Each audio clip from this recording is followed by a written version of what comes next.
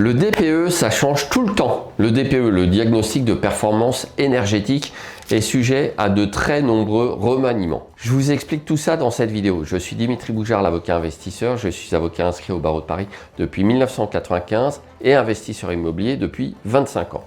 Et ce fameux DPE, vous devez l'avoir pour pouvoir louer votre bien immobilier. Alors, ça date pas d'hier, hein. Il y a déjà eu pas mal de modifications et le sujet du DPE vraiment est ancien. Par contre, il y a eu beaucoup de changements depuis 2024 et c'est sur ça que je vais insister dans cette vidéo. S'agissant de ces changements importants depuis 2024, on a eu tout d'abord une modification du DPE concernant les petites surfaces de moins de 40 mètres carrés. Ça a changé pas mal de choses. On a eu ensuite la loi Le Meur qui est venue mettre en place l'obligation de DPE dans les locations meublées courte durée situées dans des zones tendues, avec en plus un calendrier qui n'a pas été calqué sur les interdictions de location en fonction des notes du DPE et qui n'a pas été calqué, disais-je, sur le calendrier général, avec possiblement des modifications de calendrier pour les territoires d'outre-mer, parce que c'est pas forcément le même climat. On a eu ensuite, début 2026, une modification de la prise en compte du coefficient d'énergie électrique pour faire revenir dans le parc locatif des centaines de milliers de logements qui autrement avaient de trop mauvaises notes. Je vous rappelle que depuis 2025, vous ne pouvez plus louer un logement qui est classé en G.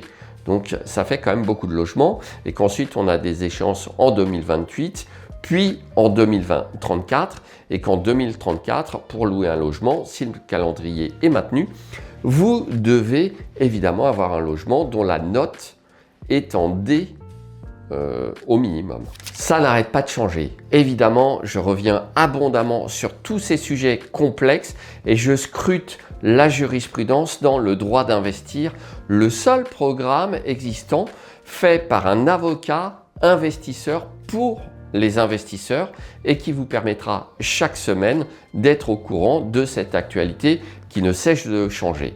Nouveauté géniale dans le droit d'investir, vous avez le chatbot et désormais entre chaque séance de coaching commun de 2 heures, puisqu'il y en a une fois par mois, vous pouvez directement poser vos questions dans le chatbot qui a été alimenté par mes propres ressources et obtenir une réponse en quelques secondes qui en plus pointera vers l'épisode qui correspond à votre question. Donc vous pouvez m'avoir en permanence dans votre poche pour répondre à vos questions.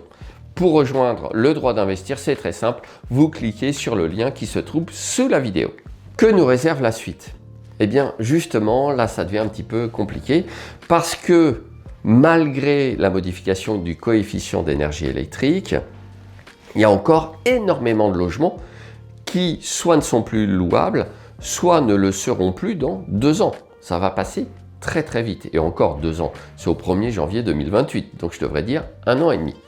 Alors le gouvernement envisage cette fois-ci non pas de modifier le calendrier ni les règles, mais de proposer des règles d'engagement pour permettre aux loueurs de continuer à louer. Très concrètement, alors les règles ne seront peut-être pas les mêmes dans une copropriété ou pour un bailleur individuel en monopropriété, mais ça voudrait dire que si le propriétaire prend l'engagement, suivant quelle modalité, avec quelles sanctions, je n'en ai aucune idée, mais en tout cas c'est dans l'air du temps, si le bailleur individuel ou la copropriété prend l'engagement de réaliser des travaux d'amélioration du DPE dans un certain délai, il aura l'autorisation de continuer à louer bien que la note soit mauvaise.